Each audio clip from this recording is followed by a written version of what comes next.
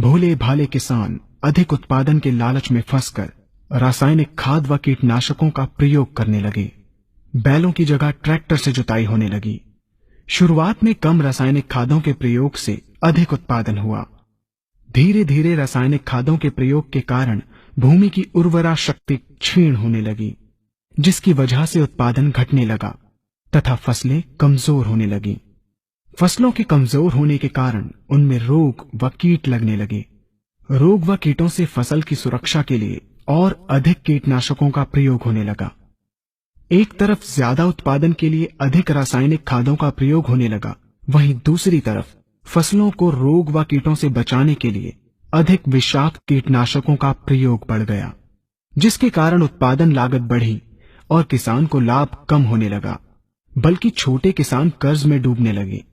धीरे धीरे भूमि की उर्वरा शक्ति क्षीण होने से भूमि बंजर होने लगी। रासायनिक खाद व कीटनाशकों के कारण खाद्यान्न भी विषाक्त हो गए तथा जलवायु भी प्रदूषित हो गई, जिसके कारण मानव पशु पक्षियों के स्वास्थ्य पर प्रतिकूल प्रभाव पड़ा, जिसका परिणाम आपके सामने है। मानव स्वास्थ्य पर रासायनिक खादों के पड़ने वाले प्रभाव को आप ऐसे समझें। जब किसान फसल में रासायनिक खाद डालता है तो रासायनिक खाद में उपस्थित विषाक्त रसायन जल में घुलकर सबसे पहले जल को प्रदूषित कर भूमि के अंदर उपस्थित केचुए व सूक्ष्म जीवाणुओं को मार देता है। ये बात सभी किसान अच्छी तरह से जानते हैं कि केचुए व अन्य सूक्ष्म जीवाणु भूमि की उर्वरा शक्ति को बढ़ाने के लिए अति आवश्यक होते हैं। विषाक्त रसायन के कारण इनकी मृत्यु हो जाने से भूमि की उर्वरा शक्ति नष्ट हो जाती है तथा भूमि कठोर होकर बंजर होने लगती है। रासायनिक खादों के विषाक्त रसायन पानी के माध्यम से अन्य खनिजों के साथ फसल के अंदर पहुंचकर फसलों को विषाक्त बना देते हैं।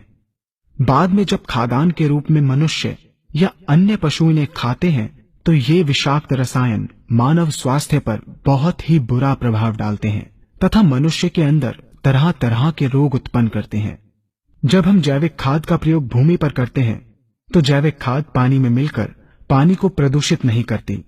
जैविक खाद भूमि के अंदर उपस्थित उर्वरा शक्ति को बढ़ाने वाले जीवाणु तथा केचुओं की संख्या को तीव्रता से बढ़ाती है, जिससे भूमि की उर्वरा शक्ति बढ़ती है तथा भूमि छिद्र युक्त एवं भुरभुरी हो जाती है, जिससे वायु और प्रकाश भूमि के अंदर गहराई तक प्रवेश करते हैं, जिसके कारण भूमि में तापमान एवं आर्द्रता का संतुलन बना रहता है और फसलें मजबूत होती हैं। जैविक खाद में विद्यमान तत्व खाद्यान्न के माध्यम से मानव व पशु पक्षियों के शरीर में पहुंचकर स्वास्थ्य लाभ पहुंचाते हैं। जैविक खादों के प्रयोग से फसलें अच्छी और मजबूत होती हैं, जिसके कारण उन पर रोगों एवं कीटों का ज्यादा प्रभाव नहीं पड़ता। यदि किसी प्राकृतिक कारणवश कीटों व रोगों का प्रभाव अगर पड़ता भी है तो गौमूत्र एवं औषधीय वनस्पतियों के घोल के छिड़काव करने से फसलों को रोग एवं कीटों से बचाया जा सकता है। गौमूत्र एवं अन्य प्राकृतिक औषधियों के मिश्रण के छिड़काव से फसलों का कम लागत में बचाव हो जाता है तथा वातावरण पर भी कोई दुष्प्रभाव नहीं पड़ता।